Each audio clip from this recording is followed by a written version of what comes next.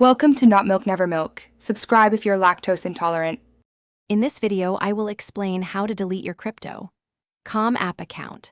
First, it is crucial to prepare your account for closure.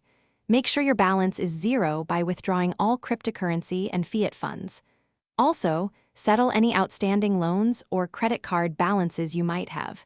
This ensures a smooth and complete account deletion process. Once your account is ready, the next step is to contact customer support directly through the app. Go to the chat section in your settings and clearly state your request to delete your account. The support team will guide you through the necessary steps and ask for identity verification to protect your account. During this stage, you will likely need to provide specific identification documents to verify your identity. This is a standard security measure. After successful verification, you will be asked to confirm your decision to permanently close the account.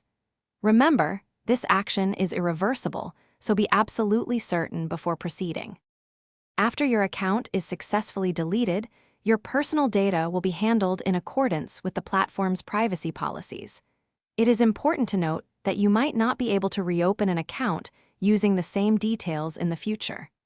Always keep thorough records of your past transactions for any potential tax obligations. Thanks for watching. If this was helpful, leave a like and consider subscribing. See you next time.